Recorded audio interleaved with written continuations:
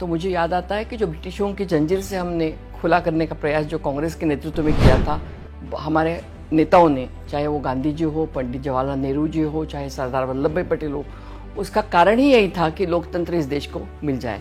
और यही लोकतंत्र आज खतरे में है। इसका कारण हमें जो महसूस हो रहा है कि हमें ना कोई बोलने की उपलब्धि है, ना हम पार्लियामेंट के संसद के अंदर बोल सकते, ना बाहर बोल सकते। अगर कुछ भी बोला तो हमें बहुत ही बेतहाशा, जिस तरह से नहीं होना चाहिए इस तरह से हमें प्रताड़ित किया जाता है।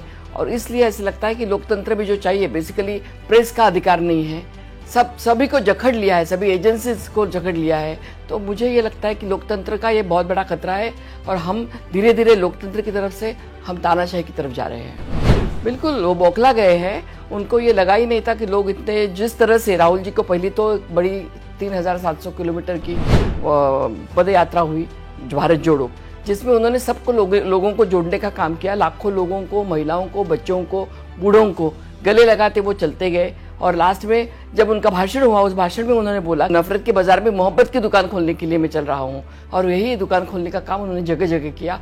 उसका एक खौफ है। दूसरी बात यह है कि राहुल जी जिस तरह से निडर होके जो मुद्दा उन्होंने उठाया अडानी का मुद्दा बहुत ही सभी लोगों को, समाज के निम्न लिखित लोग हो या समाज की जो middle class, lower middle class, सभी लोगों के पैसे LIC में लगे हैं, SBI में लगे हैं।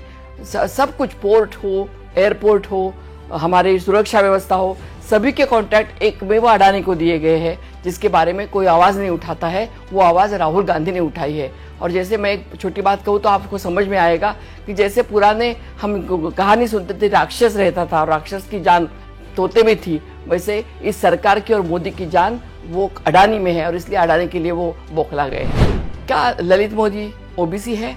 क्या नीरव मोदी OBC है? अगर और जिसने इसके खिलाफ पूर्णेश मोदी जिसने ये कंप्लेंट किया है, वो भी उच्च जाति का है, वो खुद को OBC समझता नहीं है। तो OBC का नाम लेके ध्यान भटकाने की कोशिश कर रहे हैं। They just want to divert the issue, divert करने का काम कर रहे हैं और डाइवर्ट करके लोगों को अडानी से ध्यान भटकाने की ये बहुत ही कोशिश हो रही है, लेकिन ये कोशिश में वो सक्सेसफुल नहीं होंगे, उनको यश नहीं मिलेगा। बहुत ही फर्क लग रहा है। एक तो अगर आप उनके चेहरे की तरफ भी देखेंगे कोई भी व्यक्ति, तो मैंने तो हमेशा उनको बोला है कि जो बोलते हुए उन्होंने बहुत बड़ी तपस्या की है और तपस्वी की तरह वो निखर गए हैं।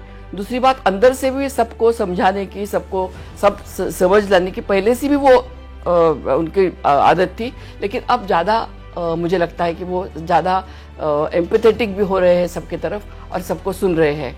हजारों लोग जिन्होंने ये लड़ाई में उनका साथ दिया भारत जोड़ो में, तो वो लोगों का आत्मबल उनके साथ है। तो उनको लगता है